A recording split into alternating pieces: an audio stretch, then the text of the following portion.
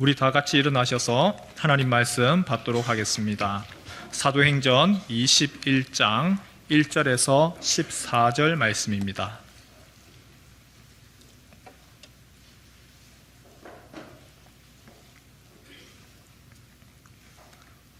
사도행전 21장 1절에서 14절입니다. 우리가 그들을 작별하고 배를 타고 바로 곳으로 가서 이튿날 로도에 이르러 거기서부터 바다라로 가서 구브로를 바라보고 이를 왼편에 두고 수리아로 항해하여 두로에서 상륙하니 거기서 배의 짐을 풀려 함이로라.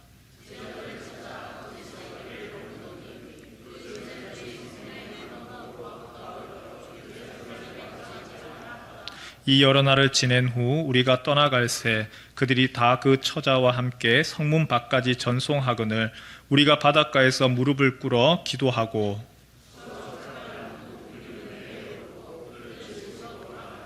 두로를 떠나 항해를 다 마치고 돌레마이에 이르러 형제들에게 안부를 묻고 그들과 함께 하루를 있다가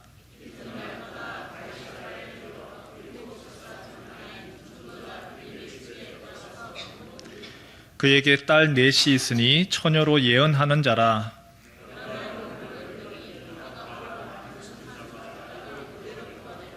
우리에게 와서 바울의 띠를 가져다가 자기 수족을 잡아매고 말하기를 성령이 말씀하시되 예루살렘에서 유대인들이 이같이 이 띠 임자를 결박하여 이방인의 손에 넘겨주리라 하거늘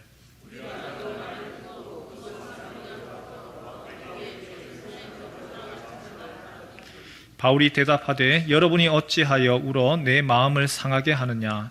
나는 주 예수의 이름을 위하여 결박당할 뿐 아니라 예루살렘에서 죽을 것도 각오하였노라 하니 그가 권함을 받지 아니하므로 우리가 주의 뜻대로 이루어지이다 하고 그쳤노라.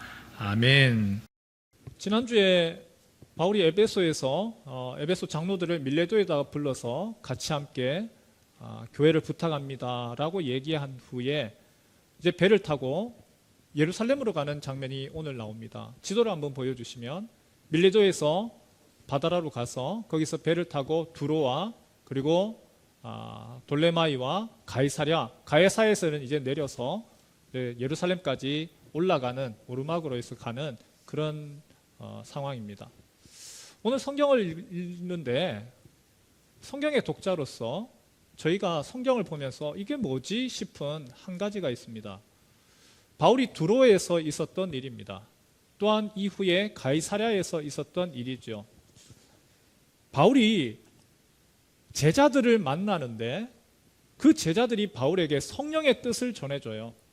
성령께서 이렇게 말씀하십니다. 성령의 뜻을 전해주는데 바울이 성령의 말에 그 뜻에 귀 기울이지 않아요. 오히려 성령의 뜻을 무시하는 것 같아요. 그게 이상한 거예요. 우리 4절을 같이 한번 볼까요?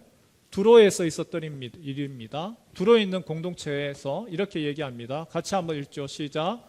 제자들을 찾아 거기서 이래를 머물더니 그 제자들이 성령의 감동으로 바울더러 예루살렘에 가지 말라 하더라. 두로에 있는 성도들이 바울과 함께 7일을 읽고 난 후에 바울에게 뭐라고 얘기하죠? 성령의 감동을 받아서 바울 선생님, 예루살렘에 가지 마세요. 예루살렘에 가지 마십시오. 예루살렘에 가는 것을 지금 만류합니다. 그런데 바울은 어떻게 하죠? 그 얘기에 귀 기울이지 아니하고 그 다음에 바울이 두로에서 지도에서 보셨지만 그리고 돌레마이로 그리고 가이사랴로 갑니다. 가이사랴에 도착을 했습니다. 가이사랴는 누구의 집이냐 하면 7 집사 중에 한 사람인 빌립의 집입니다. 제 생각에는요, 빌립도 바울에게 권면했을 것이고 또한 그 딸들이, 네 딸들이 예언하는 사람들입니다. 또 동일하게 예언했을 겁니다. 그리고 가이사랴에 있는 교회 성도들이 바울에게 이렇게 이야기를 합니다. 11절 한번 볼까요? 11절 말씀 같이 한번 읽죠. 시작. 우리에게 와서 바울의 띠를 가져다가 자기 수족을 잡아매고 말하기를 성령이 말씀하시되 예루살렘에서 유대인들이 이같이 이 띠 임자를 결박하여 이방인의 손에 넘겨주리라 하거늘. 유대에서 내려온 선지자, 특별히 그의 이름이 오늘 기록이 되어 있네요. 아가보라고 하는 선지자가 내려와서 바울의 띠, 그게 누군지는 몰랐죠, 그 사람은. 그런데 예언을 합니다. 이 띠의 주인이 결박하여서 예루살렘에서 유대인들에게 넘겨줄 겁니다. 넘겨줄 겁니다. 그렇게 바울에게 예언을 합니다. 그런데 바울은 거기에 대해서 아랑곳하지 아니하고 예루살렘을 향하여서 나아가요. 성도 여러분, 뭔가 좀 이상하지 않습니까? 바울이 알고 있는 성령님과 성도들이 알고 있는 성령님이 다릅니까? 왜 바울이 제자들이 이야기하는 그 성령의 감동으로 얘기하는 것을 왜 듣지 않는 거예요? 바울이 지금 성령께서 말씀하시는 것을 무시하는 겁니까? 바울이 자기가 목회자라고 오히려 성도들을 통하여서 말씀하시는 하나님의 음성을 외면하는 건가요? 그것이 아닌 거죠. 지금 내용을 가만히 살펴보면요, 우리가 분간할 수 있어야 되는 것이죠. 성령께서 말씀하시는 것이 정확히 뭔지, 그리고 거기에 대해서 들은 성도들이 어떻게 해석할 것인지 그 부분이 다르더라는 겁니다. 성령의 지시가 문제가 아니었습니다. 사람들, 제자들의, 성도들의 해석이 너무나 자기중심적이었다는 것이죠. 우리 성도님들께 한번 여쭤보겠습니다. 여러분들은 하나님이 함께 하십니다. 여러분이 하나님이 여러분들과 함께 하십니다. 임마누엘입니다 라고 하면 무엇을 기대하십니까? 하나님이 나와 함께 하십니다. 성령으로 내가 충만하였습니다. 하나님이 나와 함께 하시고 성령으로 충만했으면 여러분의 인생 앞에서, 여러분의 인생길에 형통의 대로를 기대하십니까? 아니면 하나님이 나와 함께 하시기 때문에 나에게 인생에 있어서 고난과 핍박, 십자가를 기대하십니까? 많은 경우들이 하나님이 함께 하시기 때문에 나의 삶에 어려움이 없을 거야. 나에게는 이제 형통의 대로만 있을 거야. 시온의 대로만 있을 거야. 우리 모두는요, 자기중심적으로 해석하는 경향이 있습니다. 모든 사람이 다 마찬가지입니다. 죄 있는 인간은요, 내가 주인공이 되고 싶어하고 나를 위해서 이 세상이 돌아가는 것을 기대하는 것이죠. 그런데 하나님은 우리에게 하나님의 뜻에 맞추기를 원하시죠. 지금 제자들이 그렇게 지금 해석을 하는 겁니다. 성령께서 바울에게 이야기했습니다. 바울 선생님, 바울 당신이 예루살렘에 올라가면 결박당합니다. 그건 이미 이전부터 바울에게 성령께서 얘기했어요. 그렇기 때문에 피하십시오. 성령이 이야기하시는 것은 딱 팩트, 사실이에요. 바울이 올라가면, 예루살렘에 가면 예수님이 그랬던 것처럼 바울이 예루살렘에 올라가면 결박될 거다. 유대인들에게 넘겨질 거다. 그런데 그 이야기를 들은 사람들이 어떻게 해석을 하는 거죠? 야, 어려움이 있단다. 야, 결박당한단다. 환난당한단다. 그러니까 어떻게 해야 되겠지? 도망가는 게 낫겠네. 바울 선생님, 피하세요. 바울 선생님, 도망가세요. 바울 선생님, 유대인들이 넘긴답니다. 그러니까 피하는 것이 낫겠습니다. 12절을 한번 볼까요? 12절 한번 띄워주실래요? 정확하게 12절에 그렇게 나와 있지요. 12절 말씀 같이 한번 읽겠습니다. 시작. 우리가 그 말을 듣고 그곳 사람들과 더불어 바울에게 예루살렘으로 올라가지 말아라. 바울 선생님, 당신 앞에 지금 어려움이 있으니까 성령께서 말씀해 주셨어요. 당신에게 고난이 있답니다. 당신이 핍박이 있답니다. 당신이 어려움이 있답니다. 그러니까 이 피하십시오. 어떻게 해석하는 것이죠? 하나님이 원하시는 것을 해석을 하는 것이 아니고 내 중심으로 해석을 하는 거죠. 자기 중심으로 해석을 하는 겁니다. 피하는 거 고통 싫으니까, 고난 싫으니까. 그런데 바울은 그것을 어떻게 듣죠? 아니라는 거예요. 하나님이 나에게 기대하시는 것이 무엇이냐? 하나님이 원하시는 뜻이 무엇이냐? 바울에게 예루살렘으로 가지 말라 하지만 그것이 아니더라는 것이죠. 때때로는요, 고난을 향하여서 가야 될 때가 있죠. 때로는 우리 주님이 우리에게 기대하는 것이 꽃길만 걷는 것을 원치 않으시죠. 개업을 하면은 화분에다가 탁 해서 돈을 세다가 주무십시오. 꽃길만 걸으십시오. 예, 그렇게 하면 좋겠죠. 그러나 하나님이 우리에게 야, 너 꽃길만 걸어라, 그렇게 하지는 않으시지요. 오히려 고난을 참고 견뎌나가라. 이 땅에서 주님이 기대하시는 거, 하나님이 원하시는 거, 그걸 위해서 나아가라.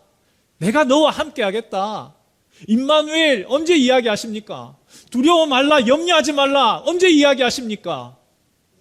닥쳐야 되는 어려움 가운데서 겁내지 마라.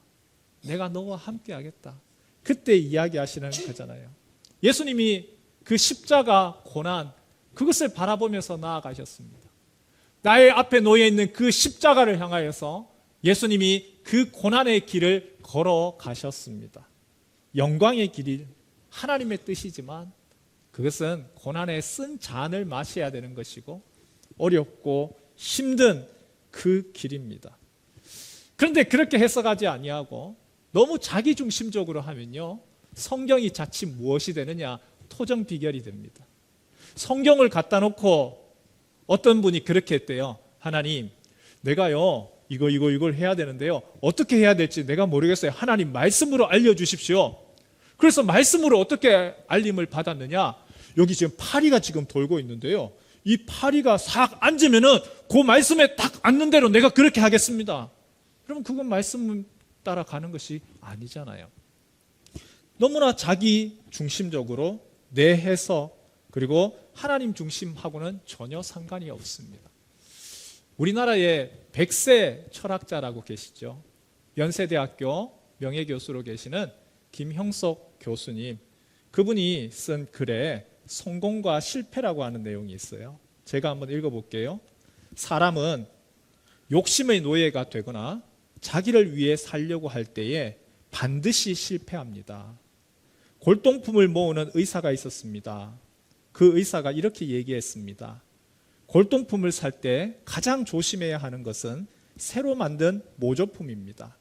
그런데 언제나 싸게 사려고 욕심을 내면 꼭 모조품을 사게 되더군요. 욕심에서 실패가 옵니다. 또 다른 실패도 있습니다. 자신을 위해 한 일은 실패로 돌아갑니다. 돈을 탐내고 이윤을 탐내는 사업가는 실패합니다. 어떤 회사의 사장님이 부하 직원들에게 언제나 이렇게 말했습니다. 우리 회사가 돈을 벌겠다는 생각은 하지 않아도 좋다. 그 대신 우리와 거래하는 이들이 얼마나 이윤을 남길 수 있을지를 걱정해라. 참다운 성공을 원하는 사람은 자기 중심의 욕망을 버려야 합니다. 그렇지 못하면 성공을 찾아 헤매지만 결국 실패로 향하는 모순을 범하고 맙니다. 욕심의 노예가 되지 마십시오.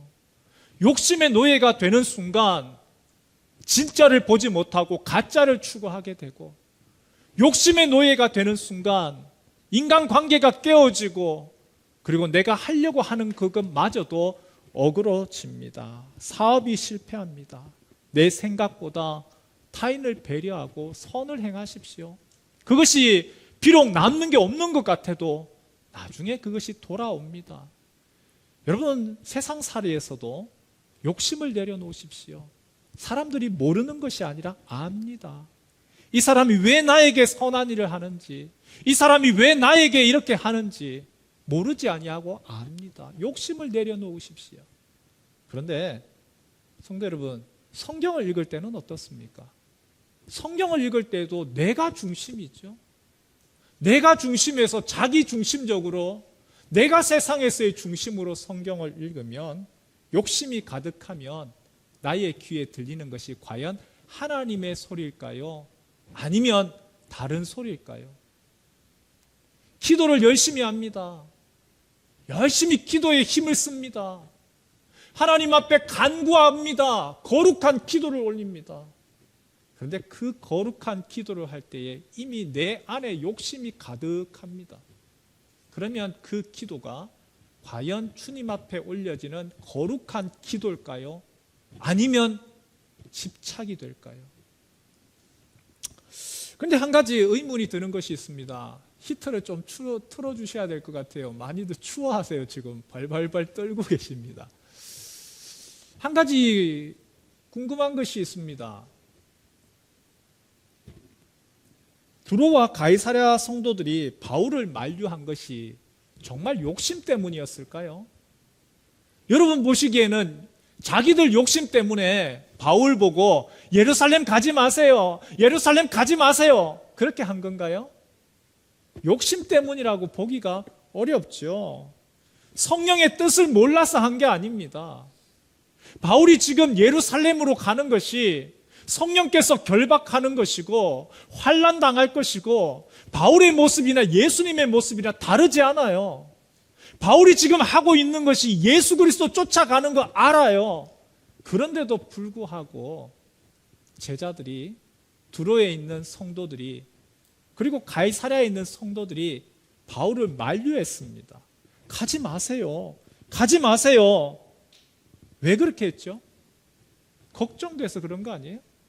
앞으로 당신이 당할 그 고난, 우리 선생님이잖아요.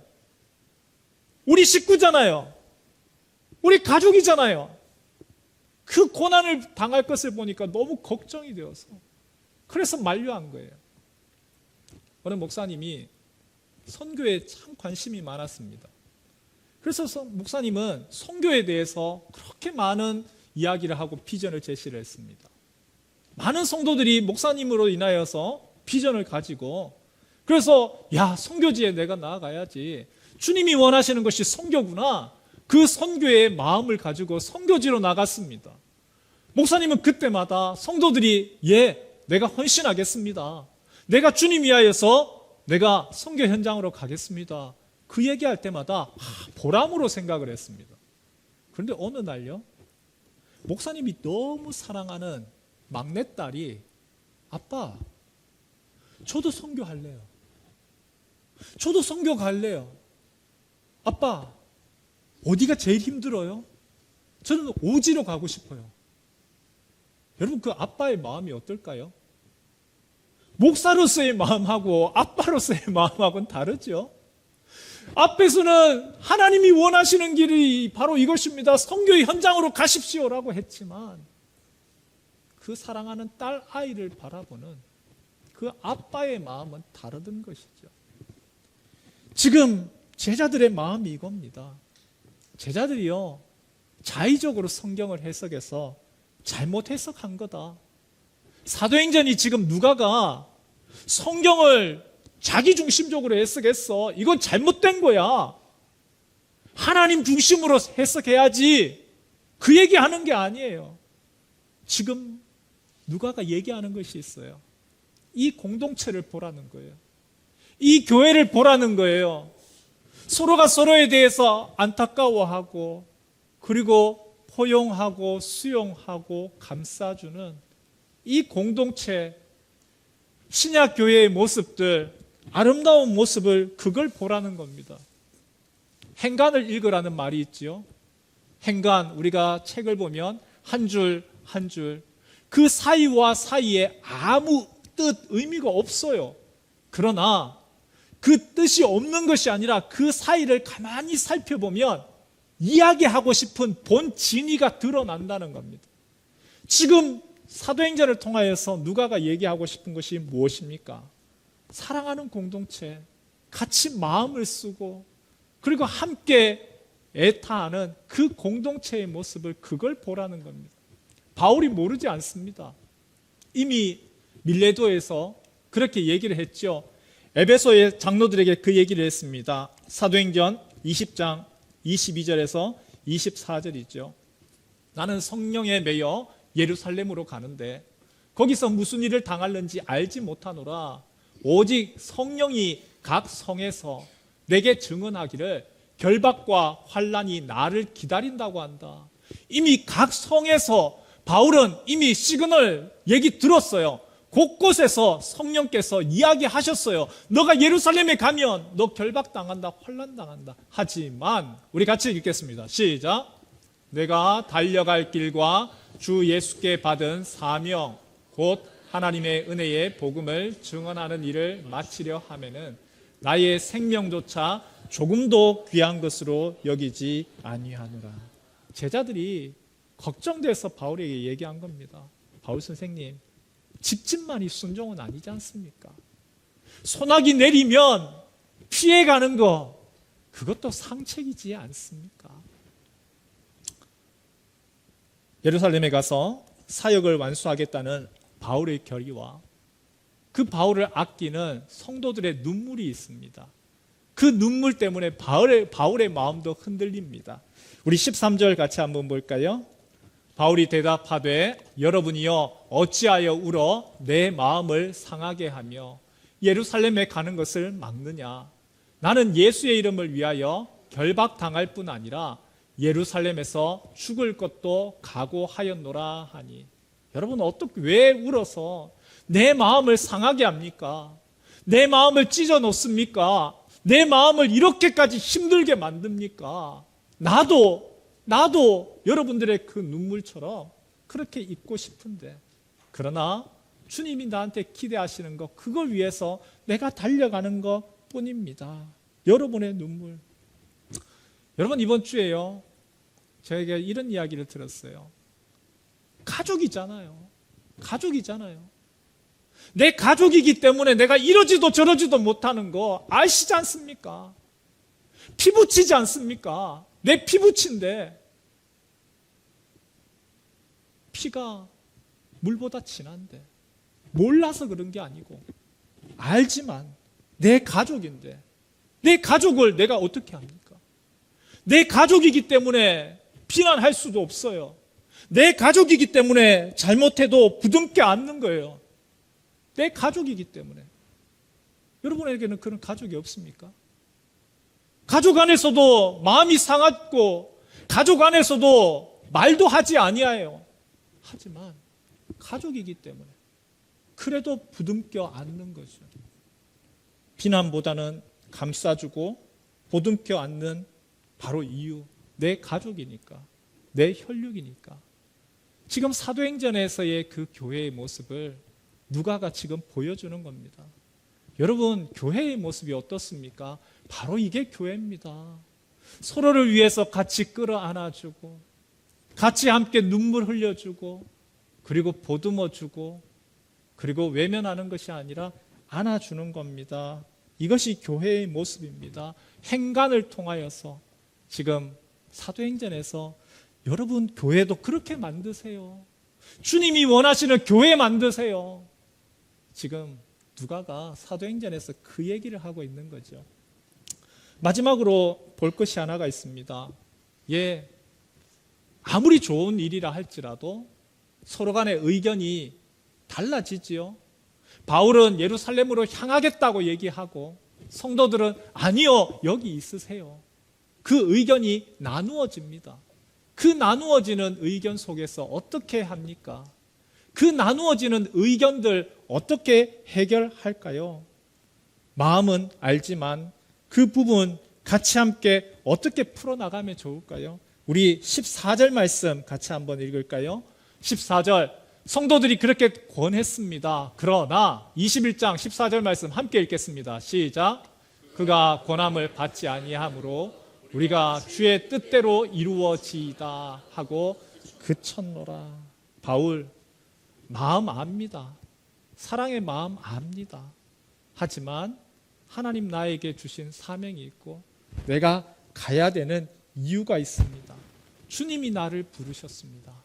주께서 나를 부르셨습니다. 그래서 내가 그 부르심 따라서 쫓아갑니다. 그 바울의 마음을 성도들이 알아요. 그리고 성도들도 더 이상 권할 상황이 아닌 것을 알아요. 이거는 바울의 마음도 아니고 이거는 다른 누군가의 뜻에 맞춰야 될 문제도 아니고 우리가 주의 뜻대로 이루어지이다. 같이 한번 따라해 볼까요? 우리가 주의 뜻대로 이루어지이다. 생각이 다를 수 있죠. 의견이 다를 수가 있죠. 그런데 생각이 다르고 의견이 다를 때 어떻게 해야 됩니까? 내 뜻대로, 내 생각대로 아니죠.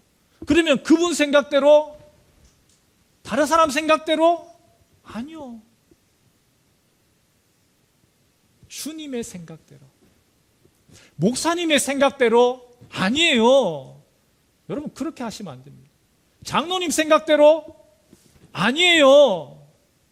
우리가 나가야 될 것은 주님의 생각대로입니다. 같이 한번 따라할까요? 주님의 생각대로. 목사님 마음대로 하세요. 큰일 날 소리. 장로님 마음대로 하세요. 큰일 날 소리. 주님의 뜻대로 하시길 원합니다. 여러분 오늘 우리 한국에 지난주에도 난리가 났잖아요. 계속해서 탄핵.